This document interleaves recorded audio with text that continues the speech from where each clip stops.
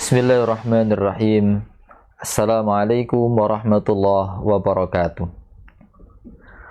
Alhamdulillah, alhamdulillahilladzi amarna bil ittihad wal i'tisami bihablillahi jami'a. Asyhadu an la ilaha illallah wahdahu la syarikalah wa asyhadu anna Muhammadan abduhu wa rasuluhu la nabiyya wa la rasula ba'da. Allahumma salli wa sallim wa barik ala nabiyina al-karim Muhammadin ibni Abdillah wa ala alihi wa sahbihi wa mawala. La hawla wa la quwata illa billah.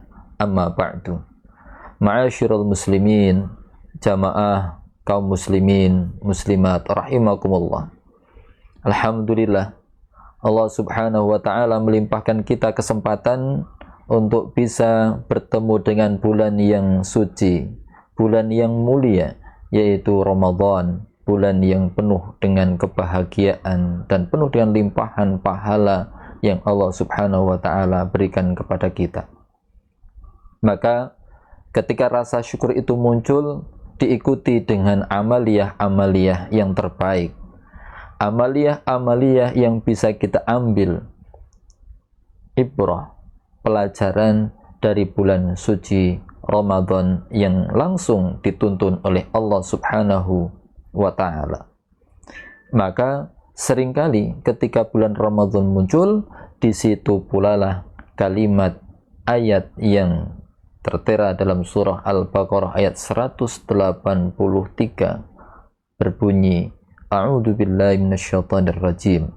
Ya ayyuhalladzina amanu kutiba alaikumus syiyam kama kutiba 'alal ladzina min qablikum la'allakum tattaqun. Kewajiban puasa menjadi sebuah amanah yang harus ditunaikan oleh seorang mukmin.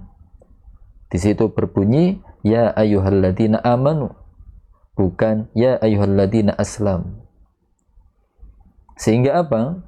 Orang yang beriman memiliki keyakinan bahwa apa yang diperintahkan Allah itu betul-betul akan ditunaikan sebagaimana mestinya, sehingga amalan itu betul-betul dilakukan secara taat dan patuh hanya mengharapkan ridha Allah subhanahu wa ta'ala. Tapi jamaah rahimakumullah, apakah tahu ada beberapa hikmah yang muncul di bulan Ramadan ini? Salah satu hikmah yang muncul adalah tumbuhnya rasa solidaritas sosial. Allah mengajarkan kita tanpa memandang dia kaya, dia mampu, dia pandai, dia tidak pandai, atau miskin, atau tidak mampu. Itu Allah semua berikan kewajiban untuk berpuasa, menahan makan, menahan minum, dan berkumpul dengan suami istri selama waktu yang ditentukan, yaitu mulai subuh sampai maghrib. Maka jamaah rahimakumullah, disitulah ketika orang yang tidak mampu menahan lapar itu hal yang biasa. Tapi bagi orang yang berpunya, ketika dia menahan lapar padahal di sakunya itu ada uang, kira-kira ketika dia membeli makanan, membeli minuman, itu hal yang mudah. Tapi kenapa? Semuanya Allah berikan ketentuan harus menahan makan dan minum. Salah satu tujuannya untuk menumbuhkan solidaritas, bahwa kita merasakan apa yang saudara kita tidak mampu, kita pernah merasakannya. Ini bedanya dengan ibadah penyembelihan hewan kurban.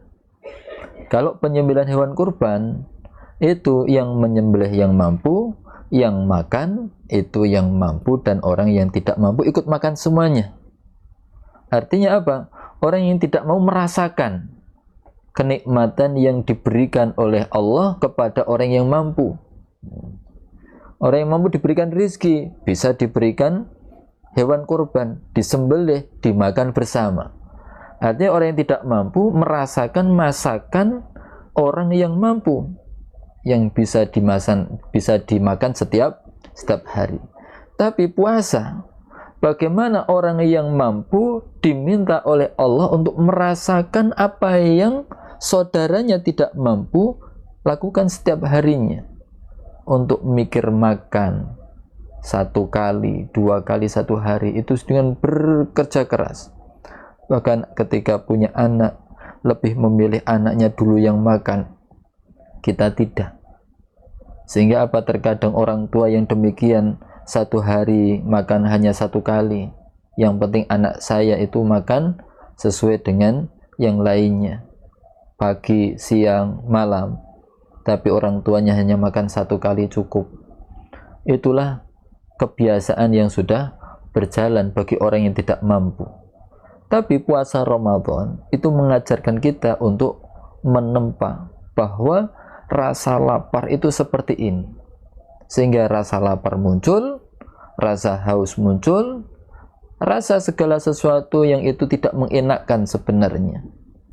Kan tapi Allah berharap hamba yang beriman secara sosial itu bisa memahami konteks bahwa rezeki yang diterima itu bukan dihabiskan untuk makan, untuk minum, untuk berfoya-foya, tapi rezeki yang diberikan Allah kepada hambanya yang beriman itu ditasarufkan, dibelanjakan dengan kemaslahatan.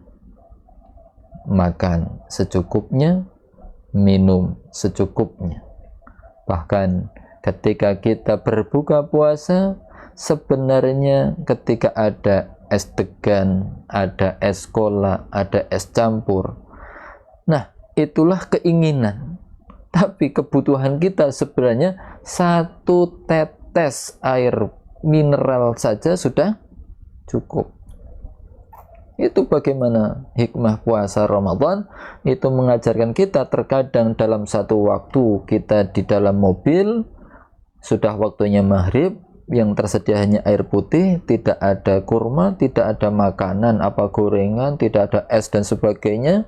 Yang di dalam mobil hanya ada air putih.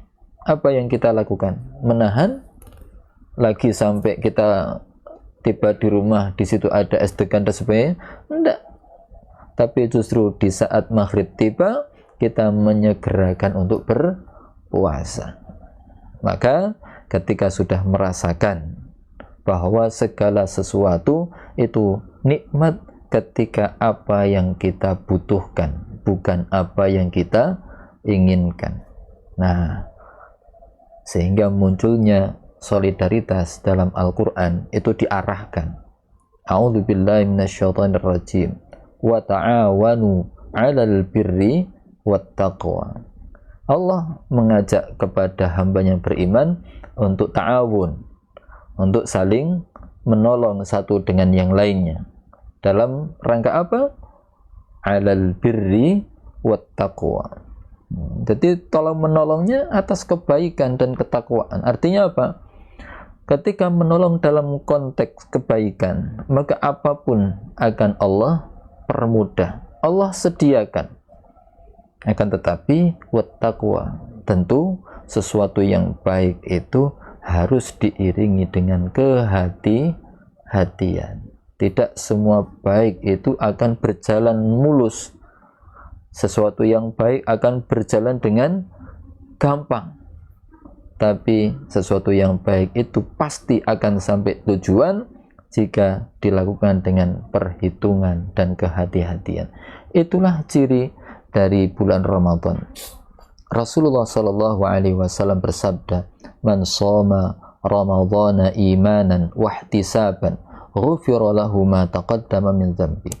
Di dalam hadis yang lain Rasulullah menyampaikan, "Man qama Ramadhana imanan wa ihtisaban, ghufira lahu ma taqaddama min dzambihi." Maka disitulah bagaimana untuk berpuasa atau mengamalkan amalan-amalan di bulan puasa Ramadan dengan keimanan dan dengan ihtisaban, maka endingnya maghfirah yang akan Allah berikan. Sehingga masalah ta'awuniyah, masalah tolong-menolong inilah yang menjadi value salah satunya di bulan Ramadan ini. Sehingga kita tidak termasuk hamba Allah yang sombong, kita tidak termasuk hamba Allah yang angkuh, dan kita tidak termasuk hamba Allah yang mengabaikan batasan sosial bagi seorang hamba yang beriman. Sehingga kita tumbuh solidaritas, kita pun tumbuh semangat ta'awun, dan itu melahirkan semuanya. Panti asuhan ada, rumah sakit ada, amalan-amalan filantropi juga ada, gerakan-gerakan sosial ada, itu semua dilandasi dari gerakan ta'awun yang menjadi ciri khas persyarikatan Muhammadiyah. Demikian yang dapat kami sampaikan. Terima kasih atas segala perhatian, mohon maaf atas segala kekurangan. Billahi taufiq wal hidayah wal afu minkum. Wassalamualaikum warahmatullahi wabarakatuh.